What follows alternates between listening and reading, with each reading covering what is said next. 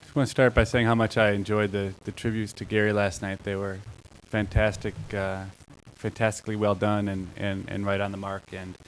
And it really has been a pleasure and honor to share these last 9 years with Gary here at the university.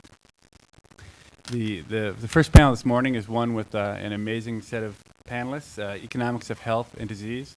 We've got Michael Milken here, chairman of the Milken Institute, Emily Oster, Kevin's next to me, of course, Emily Oster, who's a Becker Fellow here, one of the true rising stars in the field of economics. Bob Topel, one of the leading labor economists and now health economists of the last 20 or 30 years. And Andrew von Eschenbach, who is the acting commissioner of the Food and Drug Administration. So we're going to start. Each of the panelists is going to take a few minutes to say their piece on what they think some of the most important issues are in the economics of health and disease. And Michael has generously volunteered to devote his time to laying out some of the fundamental issues and facts that will help guide our discussion. Either way, I think. Good morning. Like Stephen, I'm very happy to be here and was honored to be here last night and listen to accolades for Gary. I particularly enjoyed our discussions over the last 9 years on our panel every year at the Milken Institute Forum, and I look forward to this year, Gary. If I was to lay out 6 quick points here for us to think about. First, why are we focused on healthcare? Why is it this morning's panel? It's the largest part of the U.S. economy, and it's the largest part of the world's economy. It is estimated today it is approximately about 10% of the world's economy, and depending how you define healthcare, health services industry, medical research industry, it ranges somewhere between around $4.5 trillion worldwide, plus or minus. In addition to that, it's not only the largest, it's one of the fastest growing. The annual growth and change in the healthcare industry and cost is larger than most industries. So therefore, the annual increase exceeds the size of most industries that people focus on. From an inflation standpoint, the cost of health care overall and the cost of health services have increased dramatically, more than 2 to 3 times as fast as general inflation for other services. The second general point is that there are 2 trends in the world today. In the developed world, which makes up 75 to 80% of the world's economy today, and will be a decreasing percentage of the world's economy and 20 to 25% of the world's population. The major trend is aging, an aging population. In the United States, for example, we're projected to go from 12% of the population over 65 to 18% of the population over 65 in the next 20 years, and with that percentage rising over this century to maybe the quarter of our population. And there is a positive correlation, in fact, a significant correlation between the cost of health care and the age.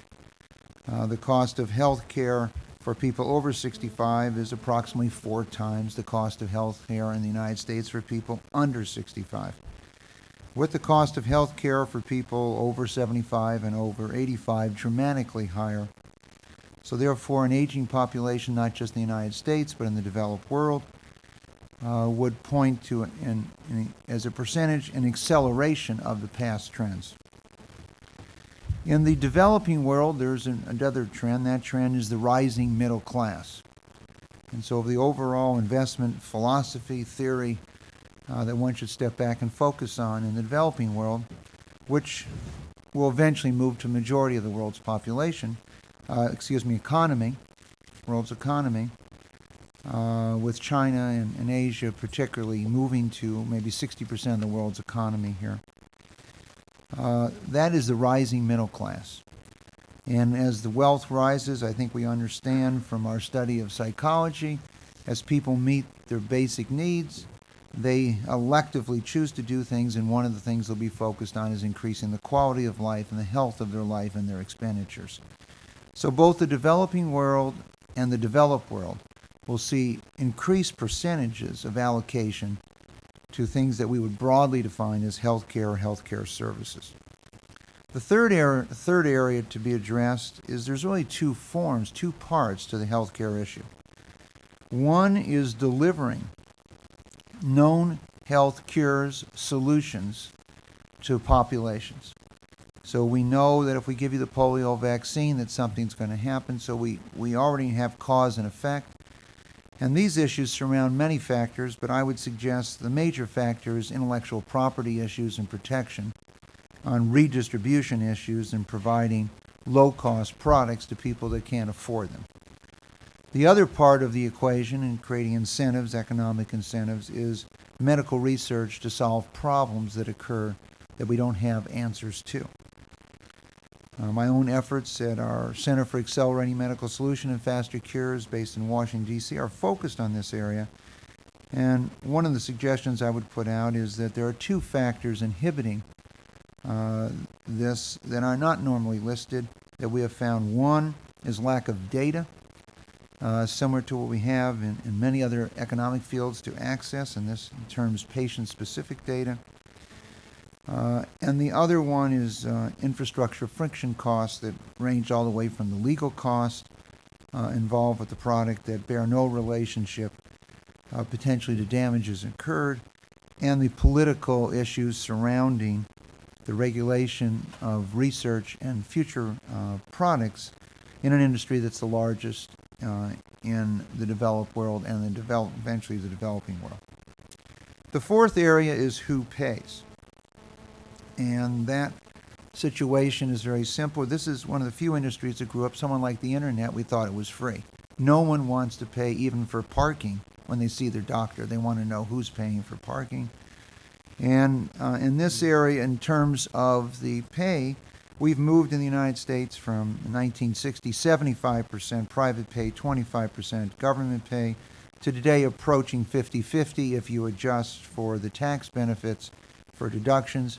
And the projections are that we will move more towards 75% government public pay and 25% private pay. And how do we create incentives to control healthcare costs? And if you're 80 years old and you're living by yourself and you work for General Motors and you have no one to talk to, you can always go down and talk to your doctor and visit him daily, particularly if you don't pay for any of those visits. And last 2 points I want to make. The fifth one is internationalization. This is an industry that's been heavily focused in the United States for a number of reasons. And as the wealth of the world has increased dramatically outside the United States, the industry historically has been too U.S.-centric and has not taken an opportunity to create incentives for outside the United States. And lastly, the issue is focused on care versus cure. Most of the money is being spent on care versus cure, and therefore, if you think of an R&D issue, we're spending very little of the expenditures of our healthcare costs on cure and spend most of our expenditures on care.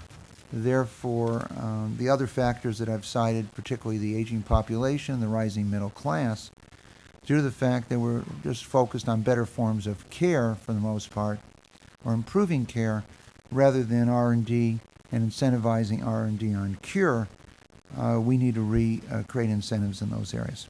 Thank you. Great. Thank you, Michael. Next up will be Emily Oster. Okay, so unless anybody has an objection, I think I'm going to stand up and just promote that.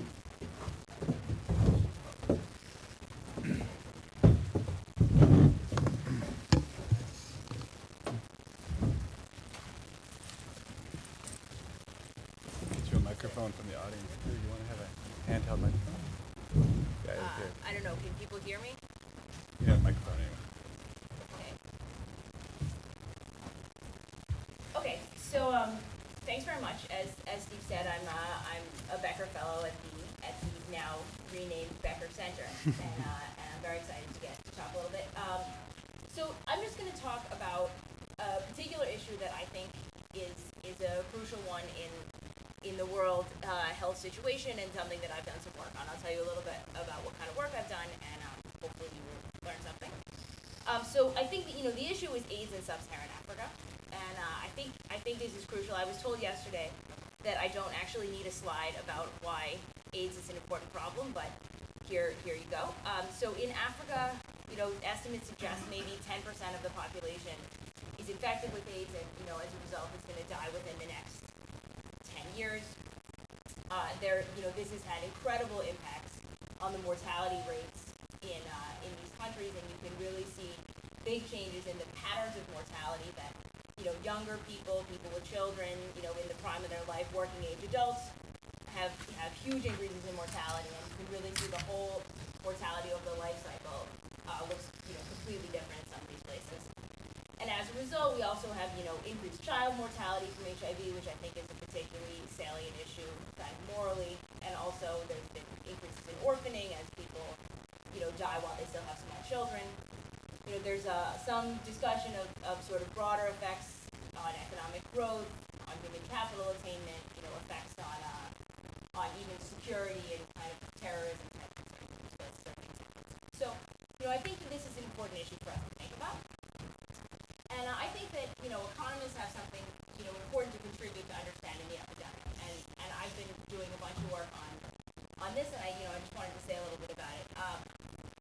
In terms of understanding the epidemic, I think one of the key questions is why HIV rates are so high in Africa and not so much elsewhere. Why has it been the case that this continent has borne the brunt of the epidemic?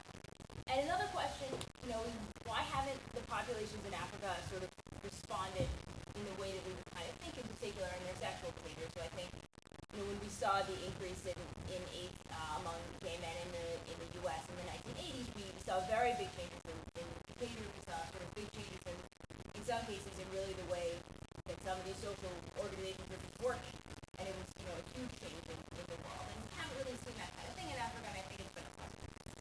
And of course, I think these are the two important puzzles because these are the two things that I've worked on. But I think that what comes up a lot when we think about this is Africa different? When you talk to people about this, you often get the sense, people think, it's really hard to think about this question in Africa, it's just so different. The culture is so different, the way that people are thinking about the world is so different, and how can we possibly try to combat the epidemic when things are so different? And I think that this is where economists can really come in, and I think this is, where we can have insight over and above people in other social sciences and public health. Because for economists, we do know how to deal with individual specific heterogeneity, but I think a lot of times we really are thinking more about people being the same and, maximizing something. And maybe the right way to think about the world is, about these kind of problems is that the circumstances, the people are the same, but the way that they're making the circumstances under which they're making the decisions may be different. And so, I've used this kind of thinking to think about both of these questions. So the first issue is, why are the HIV rates so high? And I think there's a lot of discussion of well, the sexual culture is really different. People have, 15 partners every year, and how can we possibly, combat that? That's just sort of the way the culture is working.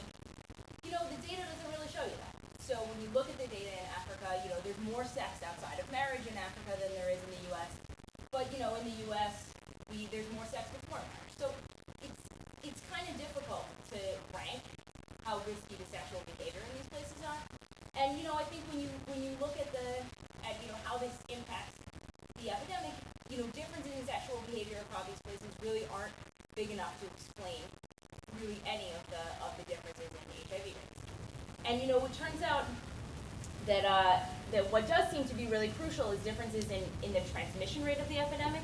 So that when people are in Africa, when people are infected with the epidemic, the chance that they'll pass it to their next sexual partner is just much higher than it is in the U.S.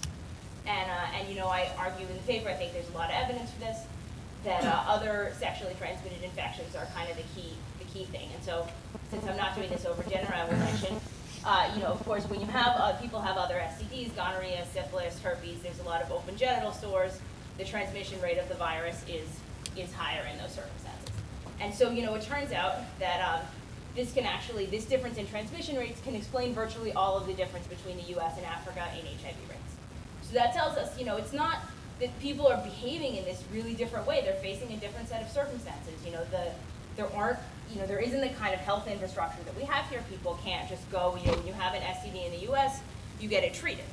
In Africa, that's not always an option. If we could give people penicillin, it could have a very big impact on the epidemic. So that's the first question. And the second is this issue of why hasn't there been behavior change?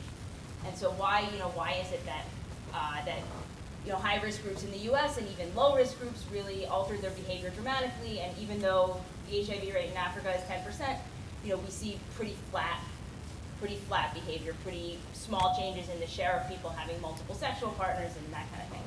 And again, I think that a lot of the sort of existing work says, this is about cultural barriers, this is about some kind of fatalism or peer pressure. There's just too much peer pressure. It's really difficult for people to stop having multiple sexual partners because their friends are really pushing them in a way that somehow doesn't happen in the US.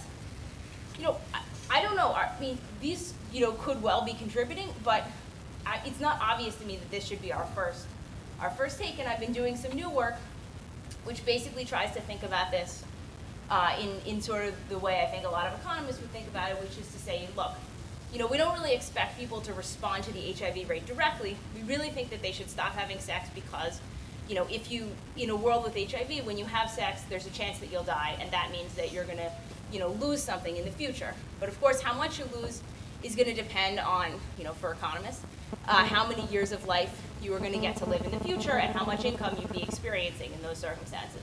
And in that kind of world, Africa is poor and life expectancy is low.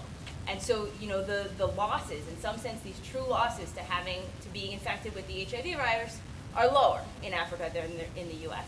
And I actually have found in my work that if you try to really correctly calibrate this and say, look, let me try to figure out for each person how big is the change in this kind of future life value, future value of life when you're infected with the epidemic, actually the responses are pretty similar across these two places. So again, I think it's an example of a time when really we see, we see people are behaving pretty much the same way. They seem to have kind of similar tastes, similar preferences, and they're just facing a different cost.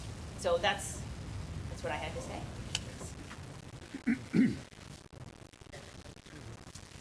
Thank you very much, Emily. Next up, we're going to hear from Bob Topel. I'm up here, if you look at your program, replacing Gary, as if that's possible. Our colleague Eddie Lazier once wrote a paper called Bait and Switch, and this may be an example.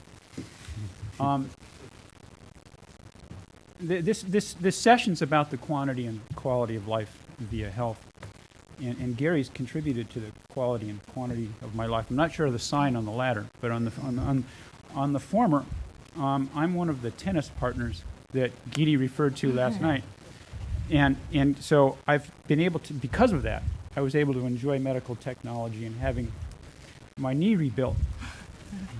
And this has changed the quality of my life in two ways. One is I'm functional in a way that I otherwise would not be. But the surgery wasn't so successful that I would take up tennis and play Gary anymore, and so I'm better off for that as well. Now, Gary's one of the kindest people that I know. But like many aspects of Gary and his research, to some people that's not completely obvious at first impression. Because he can be a tough guy. But the main thing that I've learned from Gary, and this is apropos of Steve's introduction of me as a labor economist and now as a health economist, that there aren't any adjective economists, and that the corpus of knowledge and analysis that we have in economics can be applied all over the place, sometimes in unusual places, as Gary has demonstrated, but most often in very important places, and health is one of those.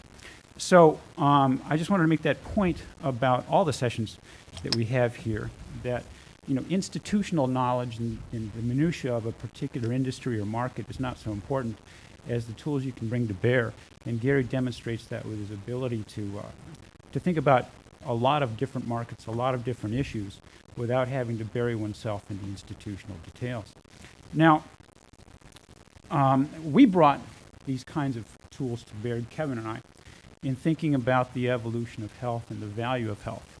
And basically, we took a willingness to pay approach, as I think any economist would. And it enabled us, we thought, to come up with some fairly important insights. Among those is that Steve asked us in our instructions for this session to think about, well, what are the biggest questions with regard to health?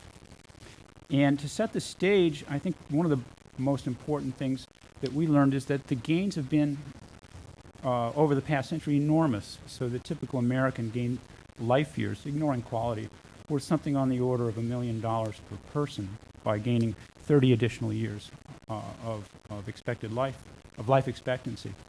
Now, that's retrospective, but there's also enormous value to be had. One of the numbers from our research that gets bandied about, sometimes properly and sometimes not, is that a 1% reduction in mortality from cancer would have a value to current and future generations of Americans on the order of $500 billion. Now, that's a big number, and I'll come back to that kind of thing in a minute.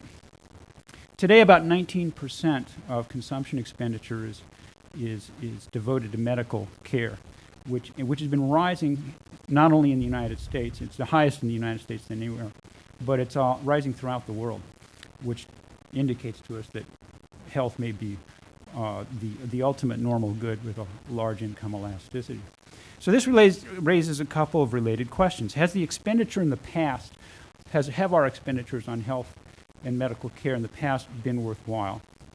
And second, come back to that $500 billion on cancer alone. Are we capable of harvesting some of the potential benefits in a cost-effective way? And for most goods, an economist thinking about private goods would say, well, the answers are completely obvious because if people spent the money, it was probably worthwhile. But details, as Mike has alluded to a bit, of the medical care market and medical research give one pause. The two wrinkles can raise some doubts. One is a system of third-party payers for medical care, which basically comes down to, as they said about that baseball field out in Iowa, build it and they will come, invent it and we will use it, because it's very costly or it's very difficult once a technology exists to deny its use to those who may benefit from it. And the second is that medical knowledge is by its nature a public good, so that once the idea comes into being, the cost of extending its use to many people is quite low. Those things interact so that looking ahead, if we know that a technology is to be applied in a third-party payer system, then there can be a bias in the types of medical research that takes place towards cost increasing rather than cost decreasing technologies, because, for the simple reason that if you invent something that's very expensive to use, people are going to use it. It's very difficult, once again, to deny that access. Now, Steve also asked us, what can economists do to help solve these problems, or I would put it somewhat differently, how to help understand these problems. The first thing we can do as economists is just to demonstrate that the issues are important. So that there can be a value to innovation, and even, I think this would be closer to Mike's heart, a value to speed in getting technologies to market. The second thing that economists can do is provide analysis on the structure of incentives that would help us to harvest these values in more cost-effective ways. And also to demonstrate where the potential gains are the largest. So those are basically the things that I think economists can do. I think part of this discussion will later come back to what governments can do and the like, but I'm going to stop there. Great. Next up, thank you very much, Bob. We have Andrew von Eschenbach. Thank you very much, Stephen. Good morning. I really want to start out by telling all of you how very privileged I am to be here, especially to be here to honor Gary. And I want to begin by picking up on some ideas that Kevin shared with us last night about Gary in terms of his willingness to push frontiers and his willingness to be visionary, even in the face of criticism. So this morning I'm going to try to follow that theme and be very provocative, perhaps, and talk to you about a concept of change. And a concept of change that I believe that is leading us to a point where, as we sit here this morning, everything you think, believe or know about health care, and the healthcare delivery system, if not wrong, will at least certainly change and be different within about 10 years. And the reason I am going to kind of hold to that visionary theory is because I believe we really, at this moment in time, are in the midst of a change process that is so profound that I really would call it a metamorphosis. It's a change process that's being driven by the progress that's been made in science and technology, and there's a really interesting historical parallel as to how that in fact can change the course of civilization. Because if we go back about 100 years and think about science's focus on understanding the fundamental nature of matter and energy, that evolution and discovery literally changed the course of civilization in terms of not just nuclear power, but the whole area of electronics. And fast forwarding 100 years, science has shifted its focus from understanding perhaps the fundamental nature of matter and energy to really understanding the fundamental nature of life and life processes. And perhaps over the past 10 to 20 years, we've actually moved into an era and crossed the threshold, I believe, about 10 years ago, where we went from a very macroscopic and microscopic perspective of disease and of health to what is really now a molecular perspective. And if one thinks about 1,000 years and 1,000 years of a macroscopic perspective, where basically everything we knew and things we did about diseases and our concept of health was based on what we could learn about them and do with them in terms of what our five senses told us.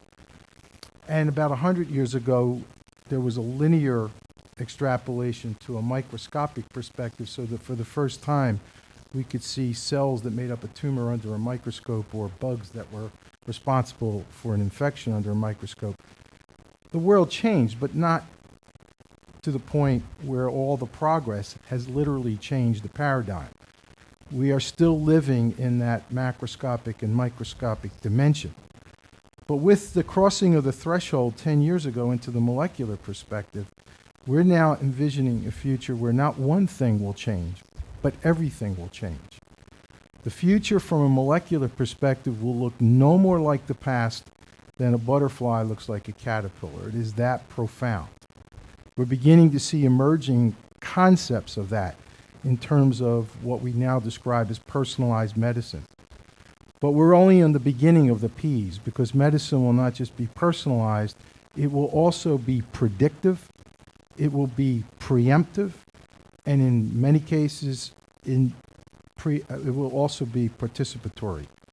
And each of those are in fact already immersed in proof of principle, and each of those have enormous downstream effects in terms of what we will mean by healthcare, and what we will encompass in a healthcare delivery system. And the economic implications of each and every one of those components is enormous and only beginning, I believe, to be fully explored and certainly understood. Personalized moves us into an era where we can get the right patient, the right intervention at the right time. And the shift in focus away from the disease to also understanding the person with disease and utilizing biomarkers that will enable us to define that individual's metabolism of drugs so that we can dose not based on an empiric model, but on a true understanding of that individual's uniqueness, opens up enormous opportunities for us to eliminate waste by giving individuals treatments that are over excessive or under effective.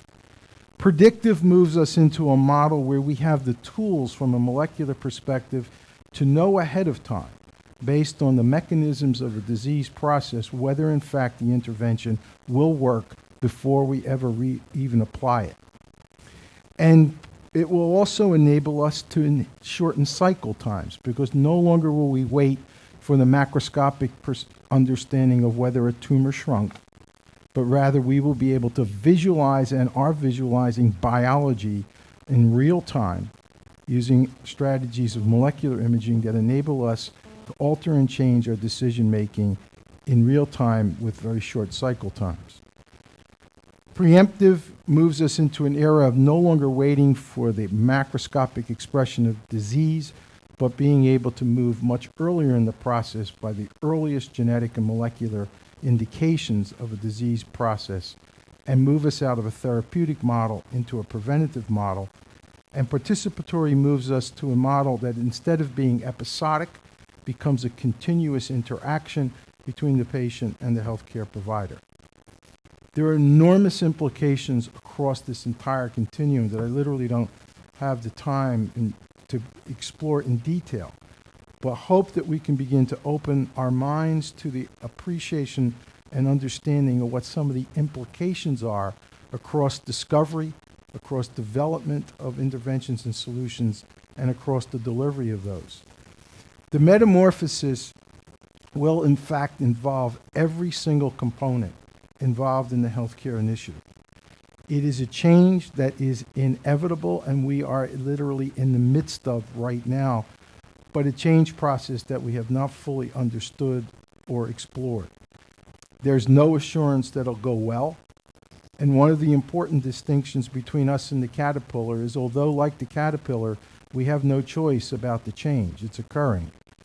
The caterpillar, however, is destined to become a butterfly.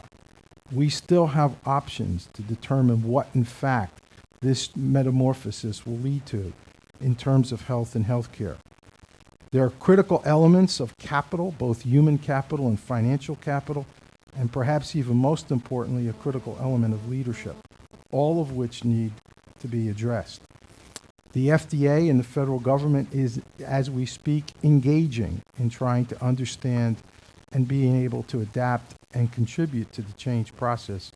And many of you are aware of the fact that we need to undergo a reformation of the FDA to align it with the new molecular era. And that'll be one of the important areas that I'll be focusing on as FDA Commissioner. So in the context of being provocative, I hope we'll begin the discussion by not envisioning a linear transformation or extension of healthcare, but so profound the change that literally we need to look at it from almost every dimension involved. Thank you very much, Andrew. Kevin, anything to say? I just want to add a couple of things. I think a lot of topics been covered, so I'll just say a few. First, I know Mike talked a little bit about inflation in healthcare, and I just want to make sure everybody's on the same page.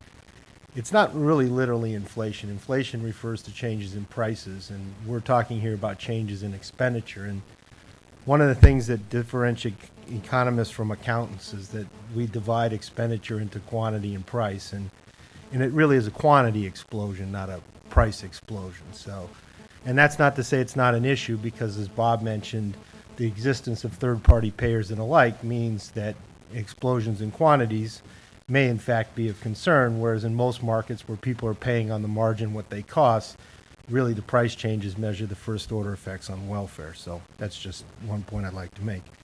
Secondly, I'd like to talk a little bit again about the two big sides in healthcare, which are, one, in the policy arena, people talk a lot about expenditures on research and improving technology and medical research. On the other side, you have people who are concerned about how to pay for all the care that's been going on. The quantity explosion is the concern on the other side. Bob talked a little bit about potential gains from a cure or improvements in reducing death rates against cancer. He used a 1% number, and I'll use a 10% number. So 10% reduction in cancer has a value somewhere around $5 trillion. And you know, you talk to people in cancer research, and they would say, 10%, that's within reach. That's something we could think about doing. That's doable. $5 trillion, enormous egg out there on the table. And you think about what a program to obtain that would cost in terms of the research costs. They might be all over the board, but you could say we could have $100 billion devoted to try to find that. And you say, wow, that sounds like a great idea. $100 billion, get back $5 trillion. Well, the thing that's missing is the cost of care. And so the issues in research, to me, don't hinge up so much on the cost of the research, because whether it's $50 billion, $100 billion, $150 billion, the whole question is the treatments that we come up with that are going to give you that $5 trillion worth of gain going to cost more or less than $5 trillion? Well, you don't know. There's a lot of uncertainty over what they're going to cost. Maybe they're going to cost $8 trillion with probability 1/2, and they're going to cost $2 billion with probability 1/2. So the expected cost is $5 trillion. You say, well, it's not worth doing. Well, no, it's perfectly worth doing as long as you can commit to only implementing it when it costs $2 trillion and not doing it when it costs $8 trillion. So there's an incredible complementarity between getting the delivery system right and doing research. That is, the better our delivery system, the better we are at utilizing the technology appropriately, that's the biggest thing we could do to raise the value of research. That research is an incredible boom if we can make sure that we implement technologies correctly. And it's not an easy task. It's hard to ration care, even with the price system in place. And it's very hard in systems, even with, government-driven systems. But the value to doing it, the value to saying we're going to engage in research and try to capture some more of those enormous gains we've seen over the last century and do it in a way that doesn't break the bank, the two sides in this debate really have to get together and say, look, if we make progress on one, it makes the other side much more valuable. And with the aging and the growth in the world population that Mike talked about and rising middle class around the world, demand for healthcare is going to be enormous. Finally, one thing that brings up also, though, is as the demand for care grows, most people think of that as they're worried that it's going to break the bank. On the other hand, that gives it a comparative advantage to fixed cost type technologies. That is, things that are costly to develop but low cost to implement. And as the market expands, the comparative advantage. So if you double the size of the market, the comparative advantage of fixed cost technology roughly doubles.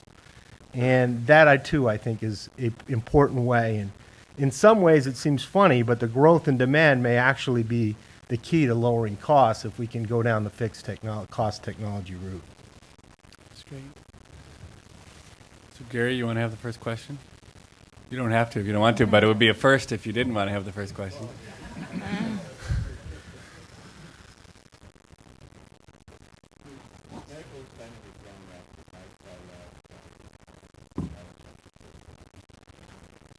Can you, maybe Hugo, could you grab the microphone again? Yeah. Okay. Use technology wisely. Yeah. Can you hear me? Can everybody hear me? Medical spending has been growing very rapidly.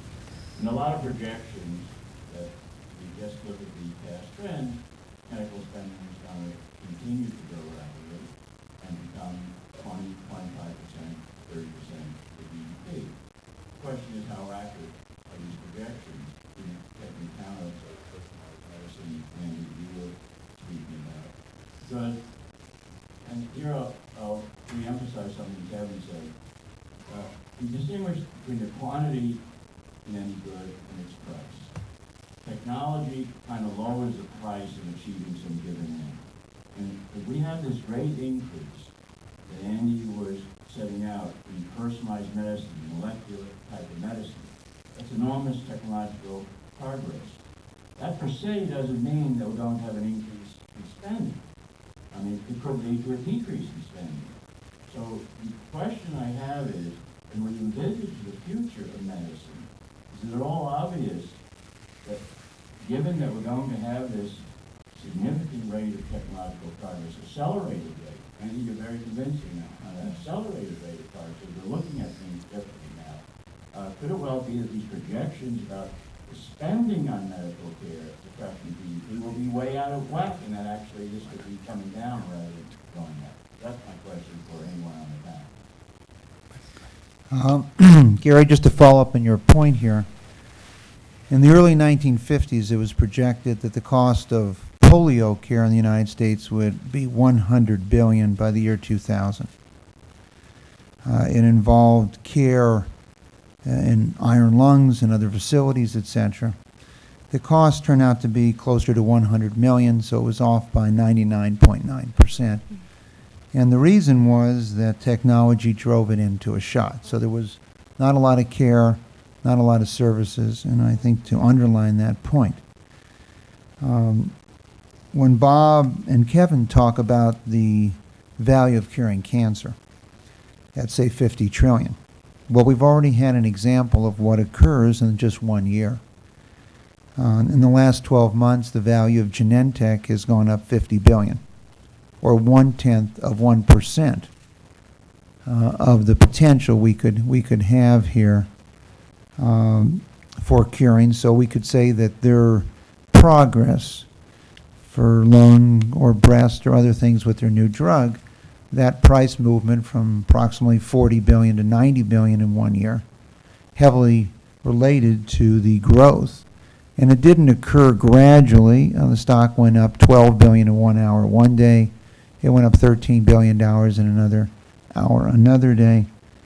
And so I think it seems reflective of the work that Bob and Kevin have done by just looking at one company. In terms of economics and what it can do, we need, as Andy said, we're going to be focused on something. Some of your scientists, Andy, might refer to that as just gameplay. They're really excited to be able to go inside of a cell and actually play the game of life and see it going on at a very small level. But changing in economics incentives, we know today that approximately 60% of all healthcare costs or more are lifestyle related. So therefore, we're going to have new insurance companies, new healthcare plans created that incentivize people to reduce their healthcare costs by giving them certain amounts of money, discretionary, and higher copays. So therefore, they are incentivized in some form. But I think these incentive models can help change the individual's reaction. Second is Andy talked about going from reactive to predictive to preventive medicine. It ends up potentially just in technology at the end. And I think if we look at one company in the world that we want to identify that has been the most successful in sustaining itself more than any other company in the last 100 years, it would be GE. And for the most part, if you just follow GE, if they go to a country, follow them there. They're generally there 5 to 10 years early. And they have spent $1 billion in the last 12 months repositioning your image and others' image externally as well as internally of what GE is. And today, GE Healthcare is one of the larger companies in the world. And who knows, by 2020, maybe it'll be a healthcare company as we think about it. But they have been very focused on imaging, et cetera, and things that would allow you to be moving more to the predictive mode or the result mode. And so there's one for-profit company. Last thing I would say is it's sure easy to build than to rebuild. And I think we need to make sure we're looking at other places on Earth to maybe introduce ideas to experiment with that they might be much more receptive. And on small scales, not large scales, i.e. Singapore, UAE, and other countries, that might be able to redefine what a healthcare system is in the 21st century. And lastly, I would just say, this is a problem that will be taken care of in the next few hundred years, because by the 23rd or 24th century, and talking to Leonard Nimoy in preparation for this panel, they only allocated 1/10 of 1% of the cost of starships to medical care. So it'll eventually scale down to a very low part. I would just like to add, I have a perception that I think, whether it's from an economic point of view or even from a scientific point of view, one of the barriers we haven't gotten over is we're continuing to take a reductionist view of these issues and not a systems view of the issue. And I think what we really need is to begin to be thinking about this in a systems problem, because alterations or changes have to occur through the system. To Kevin's point, Mark McCullen and I have been working together and have just recently signed a memorandum of understanding to put NCI, FDA, and CMS together into an integral unit. And we've done back-of-the-envelope types of issues about the drug ERISA for lung cancer, and should you give it to everyone in order to benefit 10 percent of patients as opposed to doing a genetic profiling on a microarray for all those patients first, and then only picking out the 10% for whom that drug is really appropriate and targeted.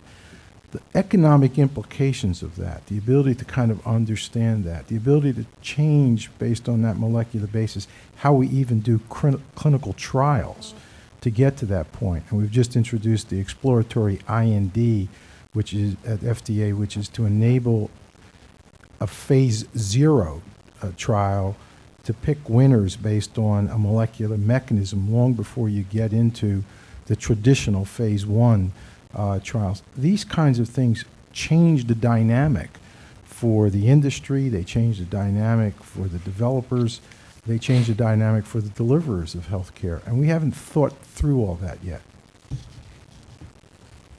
I would just like to say, I mean, I think it's very exciting that we do have this revolution or metamorphosis underway, but I think the thing to remember is in my simple example, the cost distribution was kind of exogenous, but it's not exogenous. It really depends on the research, and I think one thing we have to think about as we develop medicine and medicine technology is that it's a product, and the cost is just as relevant as the value. That it's the surplus that matters, and I think that we need to have in the medical research environment that in mind. And when we think about alternative paths to go down, we should keep in mind that, you know, this is a system that we're ultimately going to implement, and just choosing the one that's going to save the most lives or generate the most value isn't necessarily the best system. If, you know, it's the comparison between what it's going to cost and the value that's being created. And I think if you do that, there's an enormous potential gain here. And there's two ways to do that. One is on the front end, where you try to direct the research in the right direction, and the other is on the back end. If you fix the delivery system, then the research will fix itself, because they're obviously a derived demand. So I think that's important. I think that's, in large part the answer to Gary's question, which was, can we be confident that things will be cost increasing in the future? In any industry subject to rapid technological change, it may be cost decreasing, but what we can say as economists is that given the ways that we deliver medical care now, that cost decreasing advances are less likely than they would otherwise be if we had to actually pay for our own knee surgery. You go first. I was wondering whether you might find it interesting to talk about the role of prevention in the future, how it would be dealt with on our. I commented on that briefly, in that new forms of incentives for individuals, which of course will be created by economists at the University of Chicago School, will really focus on prevention.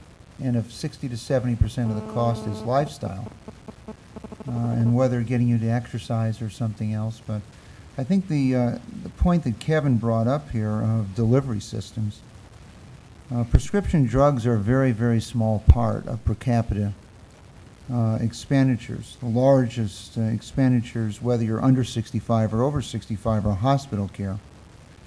The second one would be physicians, clinical, and then if you're over 65, nursing homes, and other. But prescription drugs are potentially a very low-cost delivery system, taking that pill, versus surgery or other form from that standpoint. But prevention, the correlation of your current activities. I think that, on the other side, weighs with an issue that Danny Kahneman and others have presented, and that is, why do young people smoke today? Very few people would think it'd be positive for their health today. And that belief there that we will have these solutions in their lifetime, and so diseases that they will get later, there'll already be a cure for them before they get them. And so they're making rational decisions based on expectations. My last comment, I would say, is the one of regression analysis, projecting the future versus the past, and I think Andy addressed that. So as you think about prevention, lifestyle, wellness, as we find out that there might be some correlation between what you eat and your health. I think we can't assume that the future will be like the past. At the moment, we've allowed, for example, the U.S. population to substantially change their shape in a period of only 10 to 15 years versus other countries. And the question is, will we create incentives, besides for how you look in a bathing suit at the beach, to re-change the shape of the human being? That's dramatically occurred in the United States. David first, and then Derek.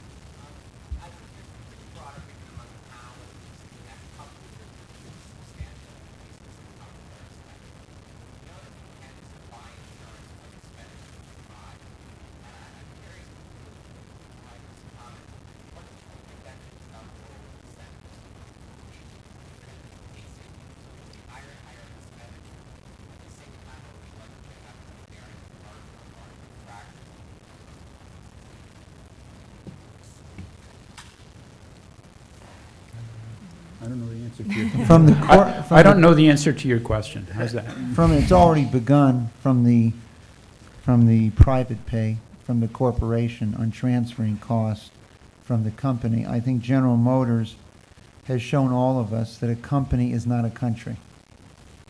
And not only can you not guarantee lifetime employment, you can't guarantee payment at little to no cost to them of medical costs in perpetuity. So that's already occurred. It is very interesting. It is projected that Medicare is going to go to approximately 10% of the U.S. economy in the first half of the 21st century. It's just hard to believe that one's going to let that happen. It'd be a pretty big company if it was 10% of the U.S. economy. And so the question is, what is going to incentivize the government? Maybe proper accounting rules showing liabilities on balance sheets that for-profit corporations have to do now. But I don't think it's the private sector that's going to deal with this issue. It's going to shift, and has already begun to shift, more responsibility to their employee, in spite of the recent things relating to Walmart. The question, I think, really lies in the government and state issues. And are they going to absorb the continual cost increases due to demand, as Kevin pointed out? Kevin, you want to say something? I thought Bob Fogel had Oh, Bob I had Fogel to had a take Derek, question. then Okay. Bob. Okay.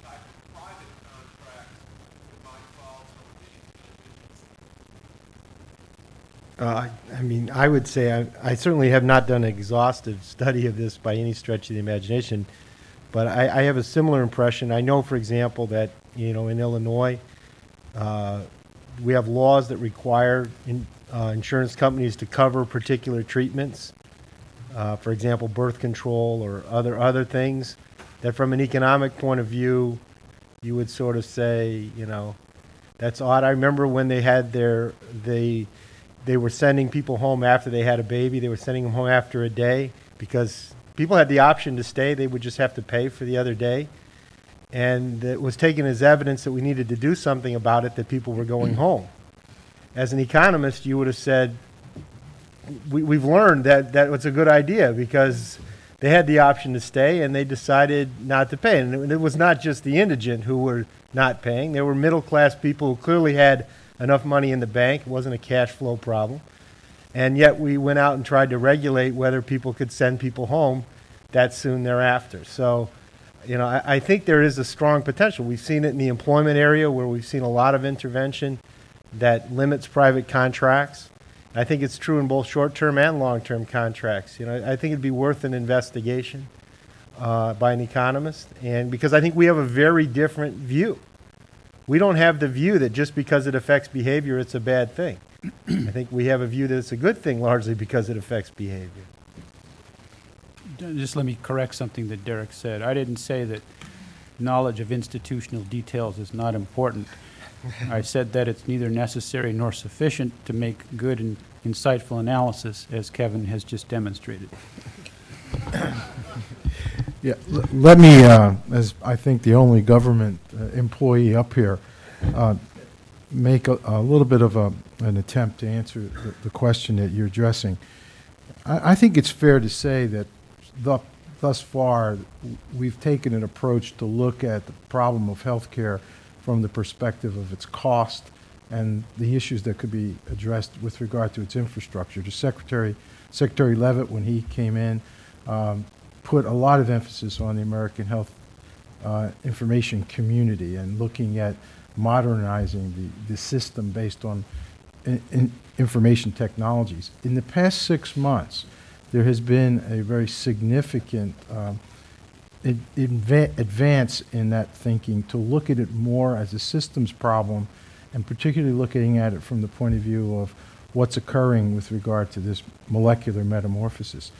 And so I think you're going to be seeing from at least the Department of Health and Human Services over the next 6 months very significant effort to address this as a systems problem. And it's integrating the parts and pieces of the NIH and its roadmap initiative, the FDA and critical path, and CMS and the things that Mark McClellan is doing, along with the issues that are being addressed with regard to health information technologies, Medicare reform, personalized health accounts, et cetera. So it'll be much more effort on the part of government to provide more comprehensive leadership for a systems change. I'm terrified. I think there is historical facts showing that large number of individuals who are allowed to make rational choices result possibly in some cases to better systems than centrally planned systems. If you go to Shanghai today, you can take a train from the airport into the city that travels at 280 miles an hour. You could go 300, but they're still testing it, so they stop at 280. If we look at the average speed a train travels in the United States today, it is the exact same speed as a train traveled 100 years ago. So it has nothing to do with the technology of the train. It has everything to do with the tracks. And I would continue to suggest that I believe we're going to see the greatest changes in the U.S. medical care research system when we see what's occurring outside the United States and respond in a competitive fashion to it. And that the amount of things that have been laid on that track are so cumbersome that it's so hard to change that track. And it's also, as anyone would expect, that's something that is the largest expenditure for many people. It's highly politicized. And as we can see in Venezuela today, you can be elected the head of a country if you just divert the resources of that country to your choice to the people at this point. But I think if we asked a vote of the individuals, would you rather have early detection early treatment or not get the disease, most people would rather vote for not getting the disease. And so ultimately, I think as Andy pointed out, we want to try to achieve these things at a molecular level before they're really ever affecting you. And I do believe it's a lot easier if we just find some potential test cases outside the United States which would adopt a system that don't have some of the difficulties of a very sophisticated system such as ours. It's hard to imagine the asbestos and the weight suits, etc., occurring in Singapore that occur here in the United States. And so we have a chance to experiment. I would also stress, we have not discussed it, but many other countries in the world today have accumulated capital that they cannot spend. And they've made the decision not to spend them within their own country due to inflation and mistakes of Japan in the 1980s. Those countries continue to increase in size. Norway, the UAE, Singapore, Taiwan, etc. have accumulated $200-300 billion. In some cases, Norway, they have no idea what they ever might use the money for. And so by embracing them and other things that could be done, they might provide, strong scientific collaborators for the United States. Andy and I have discussed this for more than 13 years now, but the United States managed Gulf War I, only funded 20% of Gulf War I. And it's possible we could do a good job managing. Maybe it's no coincidence that GE is now, I think, the largest pharmaceutical company in Norway. Maybe they even notice that they've accumulated, $200 billion in their external fund. So I think I just want to come back and underline this issue, which has not been addressed. If you go to India today, you can get a cell phone for 2 cents a minute. They have different infrastructure. If you want to study broadband today and the effect on society, you go to South Korea, where it's the most widely used, and see how it's affected the society. And so many of these new technologies might be lower cost. As Kevin said, when you have to sell something at 2 cents rather than $1 or something, you have different delivery systems to deliver it. Let's get to Bob Fogel. Yep.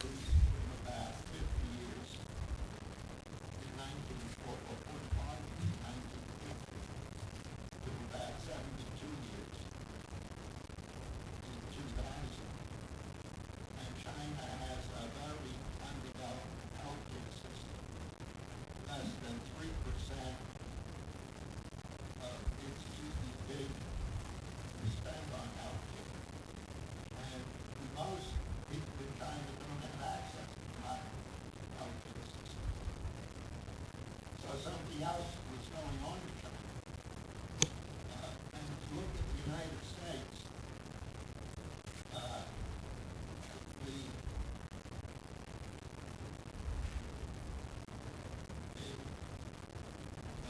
1900 life expectancy was about 46 years. That part, it increased to 53 by 1920. And their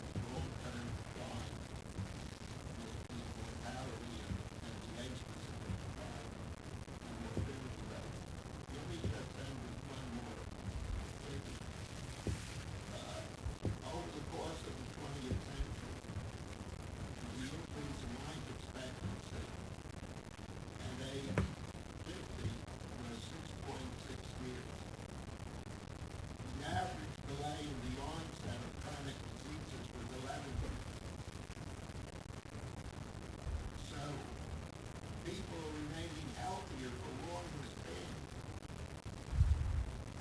They're not eligible candidates for some of the therapies because the conditions show up at later and later ages. Can I just to follow up on this, I think, one of the things that when we think about developing countries, we see very, very big increases in life expectancy, even in places in the last, 50 years, even in places where you think, this cannot be that we have better treatment for heart disease, we have better treatments for things that people are getting after 65. And I think that, one thing to remember is a lot of those gains in life expectancy are from very, very simple therapies, things like for children, vaccinations, which are incredibly inexpensive. And, if we could vaccinate kids, it would make a huge difference in life expectancy, huge difference in child mortality. Things like, treatment of women, giving women tetanus shots before they have babies, which, saves both their babies and them. So I think that, there's a lot of these kind of therapies, and it's important to remember, as we talk about, saving $5 trillion by, decreasing cancer, when we think about the developing world, it's an awful lot cheaper to save, a lot of lives. So I think, I think that's, for those of us who work on those kind of issues, it's something that is, I think, really important to keep in mind. I would also like to reiterate something that Bob said that is really important, which is there are a lot of lags in this system. That is, changes in the environment years ago and changes in behavior years ago have effects on mortality and morbidity rates much later. That greatly makes much more difficult the empirical task. It's Milton survived for a long time on long and variable lags, and unfortunately here we're trying to untangle those lags rather than use them to bolster our theory. But it does raise a lot of issues, because it's much easier if the world was such that we could link current outcomes to current actions, but we know that the human body's a capital stock, and investments long ago have big effects. And so what Bob said about changes in the environment driving changes in mortality at ages much later, I think is exactly right. And one of the things with cardiovascular disease, even something like smoking, that's one you can back out and look back at the smoking history, and you can see the implications and the effects of changes in smoking behavior years ago on mortality rates in recent decades. So that's a very important thing to keep in mind. We have Shoshana? Or did someone? Andy, you want to go? No, I think she's been really wanting to ask a question, so I'll hold my comment. Another statistic on differentials in life expectancy is that women live longer than men in the developed world, and that differential has shrunk somewhat since women participate more in the labor force, but not shrunk that much. And I think it's related to the point that Michael Milken was bringing up about the importance of prevention. I think women are more involved in the household production of health prevention. And of course, one of Gary Becker's former students, Michael Grossman, developed this whole theme of household production of health. And I think we have to apply this line of thinking within a more individualized perspective, looking at the women and the men who form the household. And I wonder if the Chicago Initiative on Christ Theory is going to be developing any of these ideas. Maybe the price system can be used within the family to give more incentives for health prevention. I think one thing I would like to point out is that prevention is not as cheap as people think. That it's been my experience over time. Exactly. Prevention, that is, changing what you do on a daily basis, is costly. It occurs every day. It's also hard to be prepared. I like to build things, so I'm always having to run out to the hardware store to buy things. My wife says, why don't you just star up all the different screws and nuts and bolts and things you might need? I try that. It doesn't work. There are so many different things you have to be prepared for. It's easier just to go out and get it when you need it.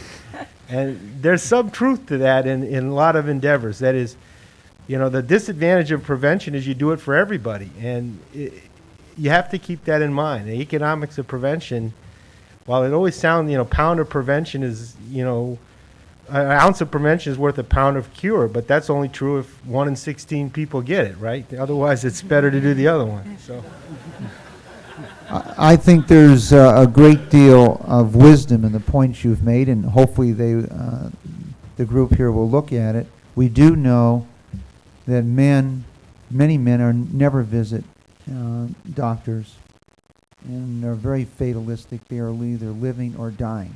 So either they're living or they're dying, and there's no kind of middle ground. And obviously women are much more involved with the healthcare system, not the least the fact that they've had children. And this has occurred in our analysis of men-driven cancers, which would be consistent just how men approach cancer care versus how women approach cancer care. I'd like to just comment and turn over to you, Andy, on Bob's comments. It's really hard to believe that 20% of everyone in the United States at the start of the 20th century did not see their 5th birthday. So one of the ways we've dramatically increased life expectancy was substantially increasing that.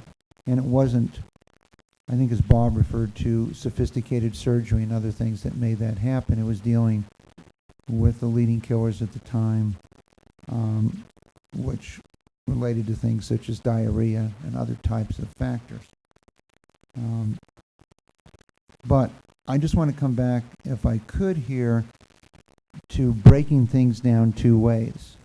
Creating environments that we know will work, clean water, things in the air, etc., can be implemented. Sometimes it's an IP program. I'm sure people would be happy to give AIDS medical preventive and care in the form of pharmaceuticals if they knew it wasn't going to be resold in Europe and never make it to the people in the countries that they were distributing to. Sub-Saharan Africa is the youngest part of the world. I'm sure it's related to AIDS, but 40% of the people living there are 14 or younger. The next youngest part of the world is the Middle East, where 38% of the people there are 14 or younger. And so there's a lot of opportunities to decide what we're going to do for the care of such a large percentage of their population at a young age that we've had a chance to learn from.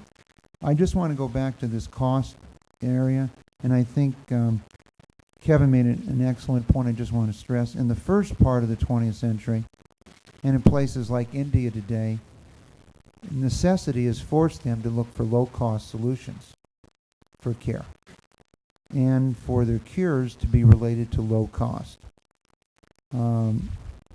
However, today in India, the cost of heart valve replacements is somewhere between 5 to 10% of the cost in the United States. And the death rate is approximately 50% of the United States death rate in heart valve procedures. So we have accepted the transfer outsourcing today of many things to India and other parts of the world, which have changed the cost paradigm. And with 13 to 16 countries in the world now advertising medical tourism, where you not only get a couple-week vacation, a visit to Taj Mahal, care, and the cost goes down 80 to 90%. Once the public is convinced that care quality is significant, I think we could have a cost paradigm. Maybe will even be beneficial for the airlines.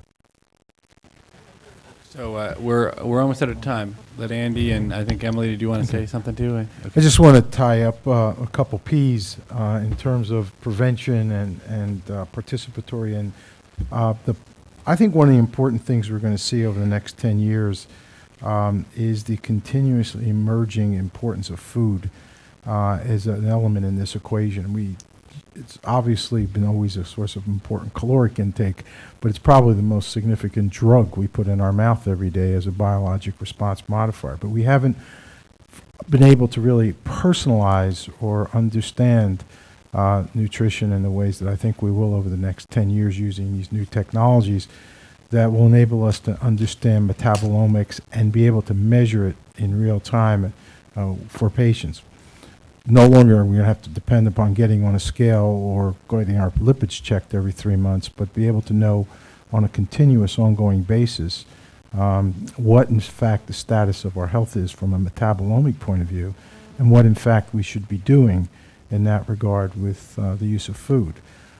So I think it's an area that, from the prevention standpoint, as part of our environment, probably the most significant element in our environment that's affecting our health. And the tools in this molecular era that will enable us to personalize that and really be able to refine our understanding of that are just enormous. And the economic impact of that, I think, is also going to be enormously significant. Great. You want to say something, Emily? I think that's a great place to stop. Fantastic panel. I really enjoyed that discussion.